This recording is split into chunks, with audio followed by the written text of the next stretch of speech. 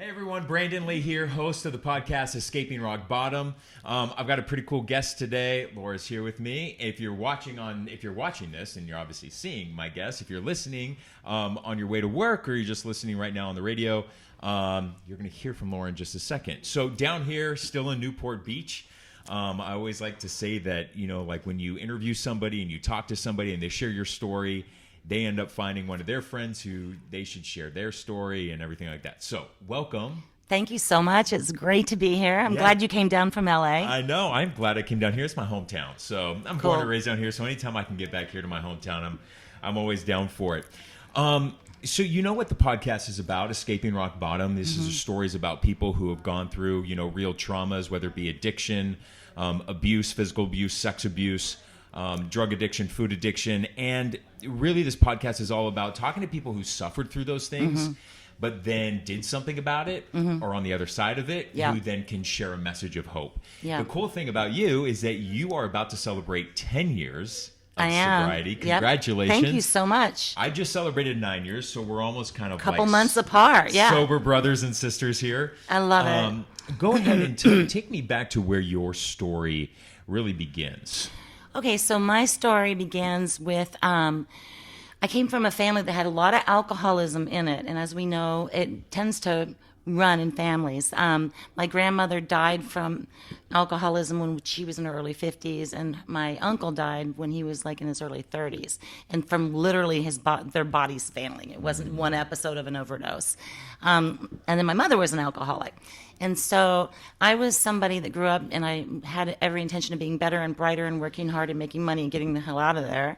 But I had that propensity to overdo drinking. And I think like a lot of people who end up in some of these 12-step meetings, I think from the time I was 12 or 13 years old and had my first taste of alcohol, it was sort of game on. I finally felt better. It did something to me. It changed my state of mind. Yeah. And I love that. Yeah. And even though I think I threw up all over myself, I couldn't wait to get up and do it all over again because I wasn't feeling anymore. Right. I was in a magic fantasy, just out of it world. And some people are like, my God, you started that young, because I started when I was 14 using. Yeah. And it didn't take long for me to find hardcore drugs. Yeah. But, like people are like, God, how did you start so young? And I'm like, when you are in a household or you suffer traumas, the first chance you get to escape, and you escape in that feeling of it, for me, I was like, I need it again. Exactly. Yeah. And to that point, a lot of people I meet who end up in recovery say that it doesn't really matter how young they were. It's just whenever that first taste of alcohol was, it was game on. Yep. So it doesn't mean they were partying hard at the age of 9 or 10, but they might have gotten a sip of beer at a baseball game with their dad. But that's what tends to kick off this physical and mental craving that some of us get that tends to just take over. Right. So my story is, during my life, I never thought I was going to be an alcoholic because that was my mom, who was drinking every day, all day, and would get crazy drunk and mad and hate the world and cry. I just like to, quote, party, and I'd get kind of blackout drunk or whatever, and which I loved. I loved it. What's better than blackout? I blacked out all the time. Do you love it? It's so great. You don't know what the hell you didn't know what the hell happened, and then I wake up the next day and chunks of the night I just did not. Yeah. I didn't remember. Yeah. Oh yeah. I know. And you kind of probe around gently with the people around you, like, that was some good party. What did you think? And you try to hope that they'll fill in some gaps. Right. But it never became what I thought was a problem until late into my adulthood, and I was about mid-30s.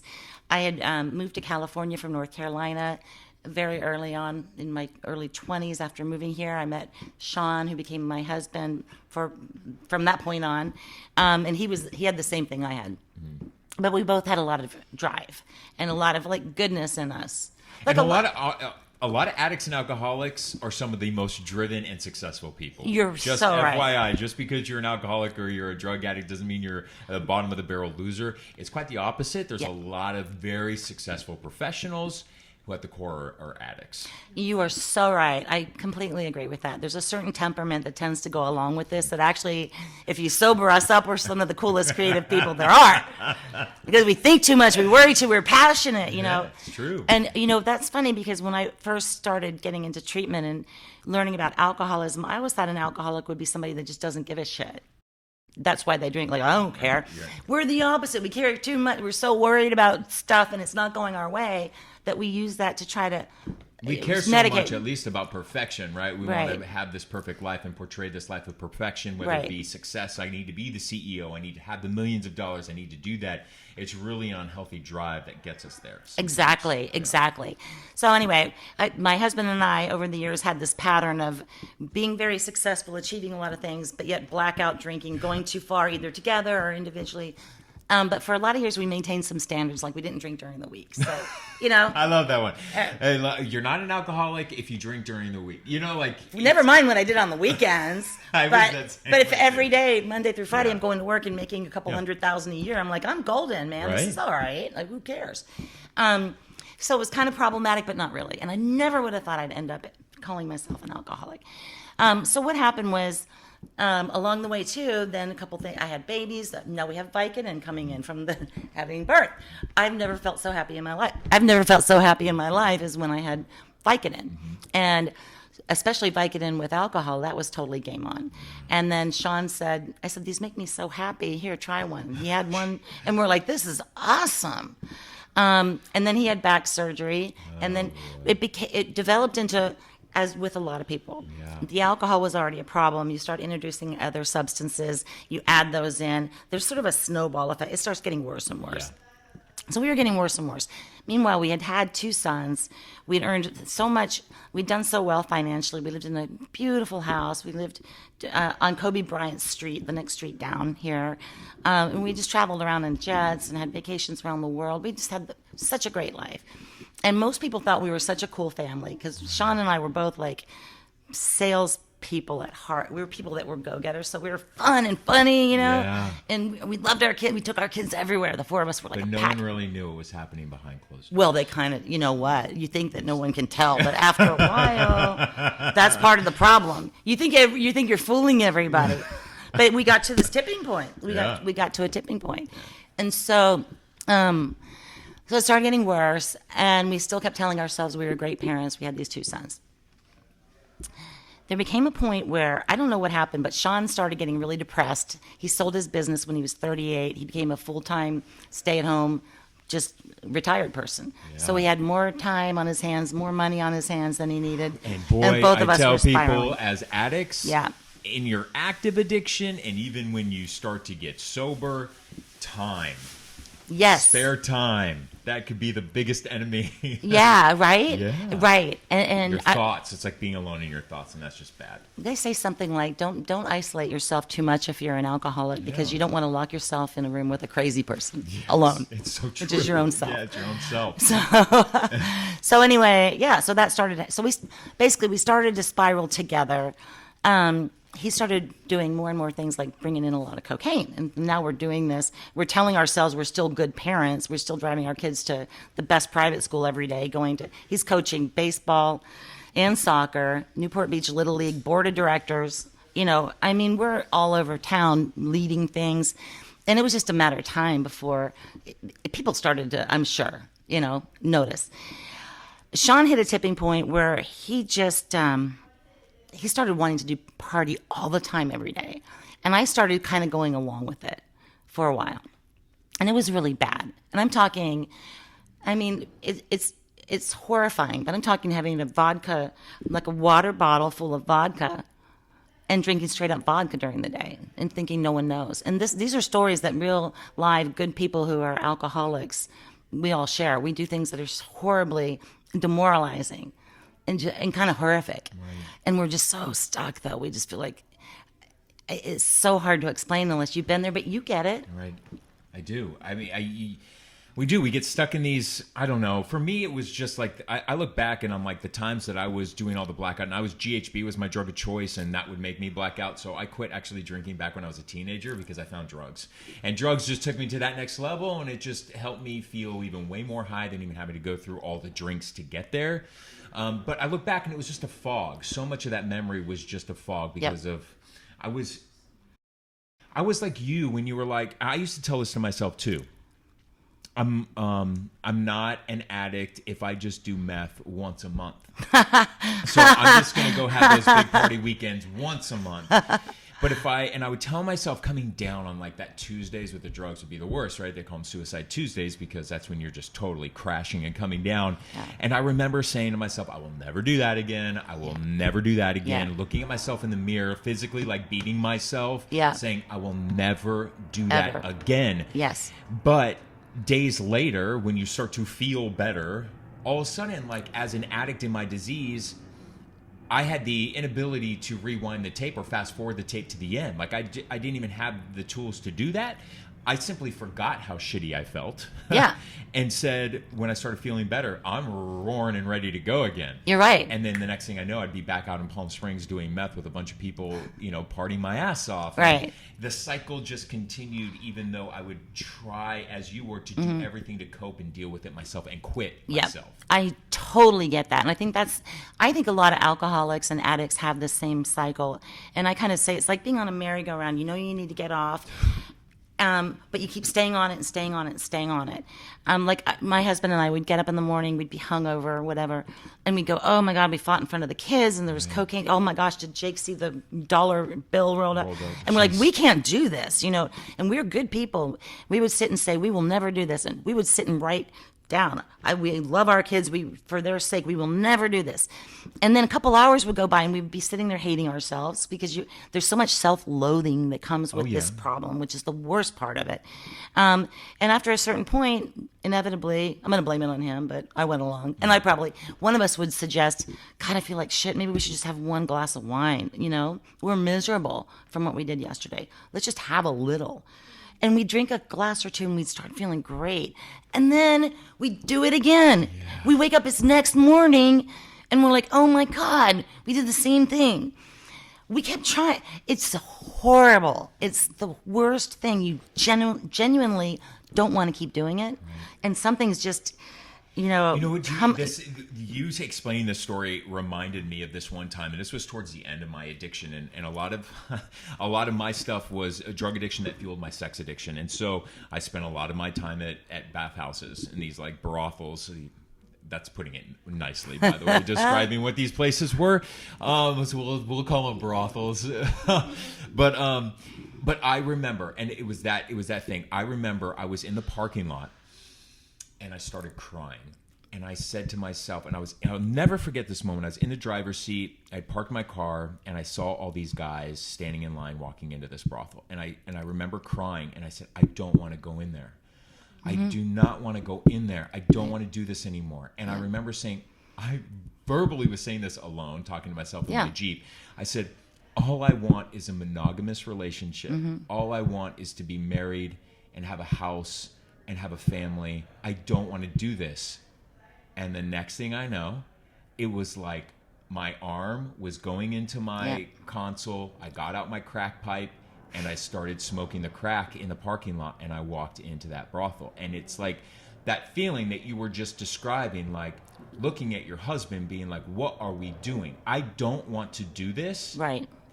But it was like, I couldn't control my own body, and it was just, I just went like a zombie into this next thing. And that I totally get that. And I think that's the whole reason that I love to speak out and talk to people like you and help where I can, encourage other people that are in this, because it's so difficult. And just skipping ahead, I ended up becoming sober, and it's so much better. Right. I mean, there's the self-loathing and the demoralization, just hating yourself every day, not being able to stop. So it's like you get pulled off the merry-go-round, you're on solid ground. And it's like, thank God I'm here, you want to stay here. And then you see a friend that's still suffering going round and around. You're like, oh, I know you need to get off of there. I know you're doing this. Oh, I feel so bad. You want to pull them off and get them on stable ground. And then when you see somebody go back on it, you're like, oh, you know. We see a lot of people do You see that. people go out, and you know, and it's sad, but anyway. You know, a lot of people who are, and I'm curious, and I know a lot of people who are listening or watching are curious too, is, are you still together with your husband that No. you were using with? No, I'm not. How did that end? And if you don't Yeah. mind going into that, like, because Yeah. you got clean and sober, did he get clean and sober at the same time you did? That's a great question. So what happened was, we both struggled and both told ourselves, each other, we were going to get better. He started getting worse than I was. He started getting really paranoid, mentally ill. He wasn't a very big guy, and his brain was kind of getting dehydrated, which I found out later is starts to make you psychotic. Right. So he started thinking people were following us, people were watching us. He'd been, I think, pretty faithful over almost 18 years, and he started having girlfriends, and what I realized later, he got to a point where he'd been so successful, like he was starting to lose it. I think he knew he was going to die, and he was like, "Well, fuck it, I'm gonna just go out. I'm not going to go out being average, like kind of trying to pull it together." He's like, "If I can't be top of the heap, I'm just going to say, forget it." So he started taking all this money and putting it into films that didn't go anywhere, and limos and girls and just drugs and I don't know what. And at one point, he was holed up in the Island Hotel with a bunch of girls, and he said, "I'm not going to come back until you go to rehab." And I'm like, "Me?" And he said, "No, you need to go to rehab." And so I thought, yeah, we probably both do. And he said, "You go, and I'll support that." I go, "Okay." So I went up to Malibu for 3 months, and it was so helpful. I got sober. It was great. Yeah. I was glad I did it. But the problem was, he said, "Well, I don't think I have the problem as bad as you do." He goes, "I'm going to do my own AA program alongside you from home." But I noticed every day when I'd get that phone call from rehab and talk to him, he'd be fighting with me and crazy, and it was terrible. Later, I found out that when I went away for the 3 months, that he went on, like, they called it like his spring break. Yeah. Like, as bad as he was before I was gone, he went crazy. I came back, and suddenly we have creditors. All 4 mortgages. We had 4 homes are in default. And like, what happened in 90 days? So it became this really rapidly Your world came crashing It down. was bad. We were this family that lost everything. Yeah. But what happened was, I came out sober. He was a wreck, and he had alcohol all over the house. And I maintained sobriety for 5 months. But then one day, and this is just a danger sign for somebody else, he had vodka and tequila everywhere. And one day, we were in the living room. I'll never forget it. And I found out he was cheating on me again. And I was so mad at him. And we were talking, and I was so mad I didn't know what to do. And there was a bottle of tequila. And so I was so mad, I couldn't think of anything but, "Oh, yeah, well, fuck you." And I picked up the tequila and did a big chug because I showed him, Oh, my God. And after treatment. after treatment, those 5 90 months, days, I was came good. back to that chaos. Yeah. So I relapsed then. Yeah. And like they say, that's when the really bad stuff happens. So we went through a couple months of like me getting a DUI in Arizona. You don't want to get okay. I'm from Arizona. All right. I spent 5 years there. That is one place, my friends, if you were out there actively drinking or drugging, never. Sheriff Never. Joe Arpaio. I was down in that Matrix prison of God. theirs. Tent City. Yeah, well, they didn't put me in Tent City. They put me in. They didn't put you in Tent City. No, but you're they lucky because they put everybody. They used to. Tent City's closed now, but they make them wear pink underpants. pink underwear. And sweat. It's terrible. I mean, so I had leg shackles, and I mean, they charged me with all these felonies. I was in jail for 2.5 days. And I'd never been in jail before. So anyway, things started getting really, really bad. The long story, I guess, to kind of get to the end of this, is Sean started getting sicker and sicker. He started physically abusing me. Mm-hmm. And so I fled the house one day after he'd thrown me around and went kind of on the lam for a summer until we sold the property, and then I started getting myself set back up. And after I got my own place, he kept just crashing. And so he ended up being in Hoag Hospital a lot. And he would call me and say, "I need help. I'm suicidal. I'm going to die." He called me one time and said, "I'm in the 10th floor of the Radisson. I'm suicidal." He said, "I'm hallucinating. I can't drink anything. I can't keep anything down. But if I don't drink, then I hallucinate." Right. And he said, "I can't, And so I went to him, even though he'd been so awful. There's this love here, also for a fellow alcoholic. I'd been sober now. I'd gotten sober again. And I stayed sober from that other point on. Right. But after a couple attempts to rescue him, things just got really messy, and he just said, I'm going to take you to court, and I'm just going to ruin you. So for his last hurrah, he took me to family court, and he started doing things like going and getting a bogus restraining order, so I couldn't get back to the house. So he went and lied and said I beat him up after he beat me up. And he was just playing awful games. He was sick. It was terrible. And I was sober, and I was just trying to stay above the fray, and I just cared about our kids, and I was going to be the parent that was okay. But he started dragging me all into court and had a lot of accusations against me. And then at one point, he had the kids over at his house, and he pointed out to the judge that I didn't have a driver's license because it had been taken away in the DUI in Arizona. So the judge said, okay, the kids have to stay with dad. No. And I'm like, my lawyers and I were like, dad's crazy, and I'm sane, and this is terrifying. The last day before we were going to find out that there was this long investigation. It was almost done. We went to court. Somebody had forgotten to file an order to show cause or something. We couldn't get in the courtroom. And so we had to reschedule. Well, 2 days later, Sean died. And what happened, you don't know this story yet, but he took his life. He jumped off of a building, and it was the kids' first day of summer. And so they got out of school at noon, and I picked them up, and I took them for pizza. I took them for ice cream, and I brought them home, and we were watching movies, and then they rode off on their bikes with some friends. And I was thinking, thank you, God, this summer's going to be okay.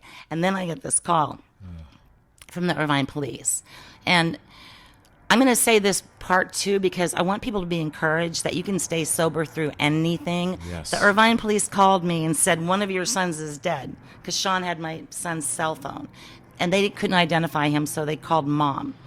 And they said, we're here with your son, and there's been a problem. Oh, my God. I said, which one is it? Because they'd just gone off on their bikes. Right. Is it Jake or Kyle? They didn't know. And so we had this terrible, awful conversation where I didn't know which kid. You think your son is dead? You think Yeah, one of your children? one of the two. One of the two. And I didn't know which one. So we hang up, and I don't know it's Sean. So I call Sean, and I'm hysterical, saying, one of our kids died. I don't know which one. And I remember thinking, oh, God, I'd please pray that Kyle's okay. And then I'm like, oh, no, that would mean Jake's dead. Right. And I'm like, no, Jake's got to be okay. And I'm like, no, that means Kyle's dead. Like, in my mind, there was that Sophie's Choice almost of like, whoever I wished would be okay, then the other one would be the one I'd be losing. It was terrible. And then 20 minutes later or so, they called me back and they said, no, it's Sean. And he took his life. He jumped. So that was pretty traumatic. And the next thing that happened is social services came rushing in and said, how come Sean had the kids? We're going to take the kids away from you until we investigate you. So they'd been investigating me in family court for like 4 months and just got done. And social services came in and started the whole investigation again. And what that meant was they took my kids away that day, and they wouldn't let me comfort them. They told them their dad died. They told them how he died. Nobody was there to hug them or hold them, or I wasn't able to see them or talk to them. It just began this long, awful, months long. And Tanya Brown and I have talked about this and how her family dealt with the system coming and taking away the kids from the family. It's brutal. Somehow we got through that. And then since then, I'm still sober. And there's another story, I don't know if we have time, but my son, when he was 15, he became an addict, and I saved him, and he's sober. And he's a great example, too. How old is he? He's 22 now. He's 22. He's been sober for how long? 7 years. 7 Yeah. years? He got sober at 15. 15. Yeah, 15. Yeah. Yeah. I'm going to have to just do a podcast with him. You should. He's been on the I mean, today. They've made a movie about Jake. Jake. No, it gets better. It gets better. No, Jake is like an inspiration in recovery. Because he not only had his dad's suicide, but he had he got taken away from his mom and just all this trauma. I got him into treatment because I knew the buck stopped with me. There was only one parent on this earth, and I'm like, he needs help, and I'm going to go at this aggressively. And I put him into an adolescent treatment, and they saved him. And I have a great message to parents, which is if your kid's in high school and they're in trouble, pull them out of high school and get them treatment. They'll be okay. They can still graduate high school. Right. Like I thought maybe by pulling Jake out, that meant no more college, all the hopes and dreams. You're giving him a chance to go too. Here's what happened. Right. Yeah, I put him in this great treatment program. He went ahead and stayed there and got treatment through 10th, 11th, and 12th grade, graduated through their online program. He got accepted to UC Berkeley. All right? God. And he goes to UC Berkeley, and he starts off first semester, he makes straight A's. He's been in rehab school. Okay? Second semester, straight A's. Yeah. Second year, straight A's. Third year, straight A's. Meanwhile, now he's volunteering on a suicide hotline. Yeah. He started the first ever sober club up at, like, an intercollegiate club up at Berkeley. He's an advocate for teen sobriety, and he's such a lovely person. And he got the gifts of being in this program where when you're in recovery, they teach you how to be a better person, not just to stop. We're not white-knuckling it saying our goal is to not drink or do drugs. We're like, we got to change our thinking and be better, happier people so we don't fall on the drugs, need the drugs or alcohol. And we become more skilled and adept with life skills than somebody that wasn't lucky enough to become like us. Exactly. No, I say that Right? too. I say that. I try and explain it to people all the time too, is that, and this is the one thing that I always, and my mission in life is to, like, a message to employers that when you have the chance to hire somebody who admits that they're a recovering addict and they've got like a decade of sobriety in them, people who are like us, we work an active program. I always like to say we use our superpowers now for good.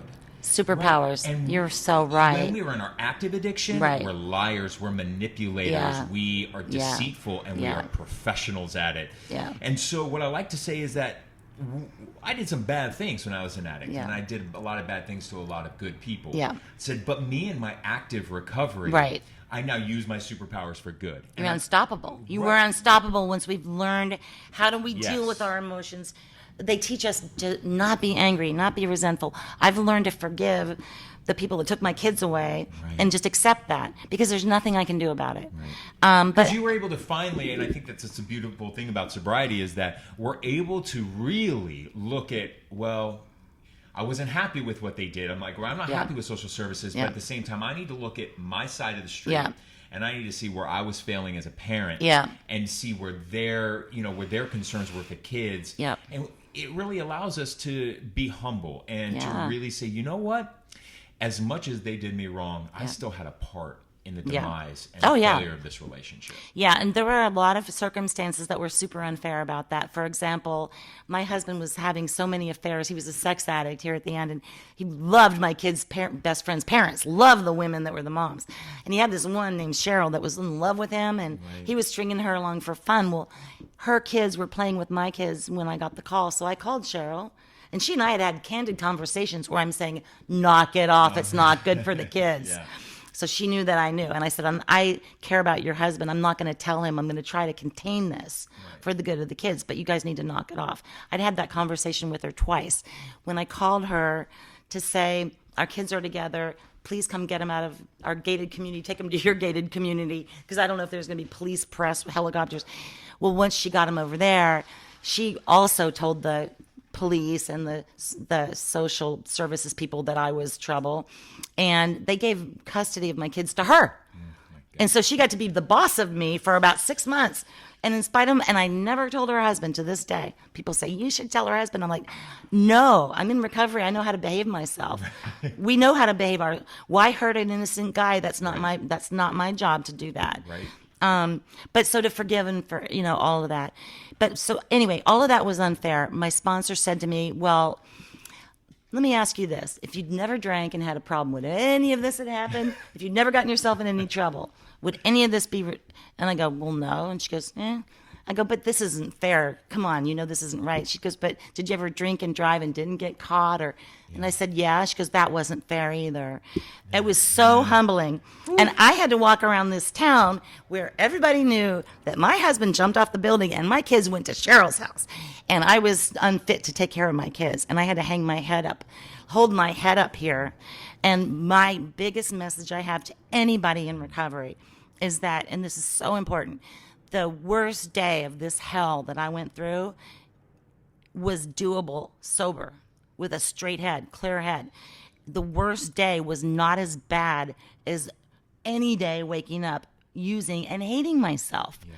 Like when you're life using, still happens. I tell people that just because you get sober doesn't mean the traumas in life or the issues in life don't come up, but we are better equipped to deal with them and to handle them face on, that they don't come into come back to haunt us later down. That's in life. right. And drinking that problem away, that problem's going to exist the moment you sober up.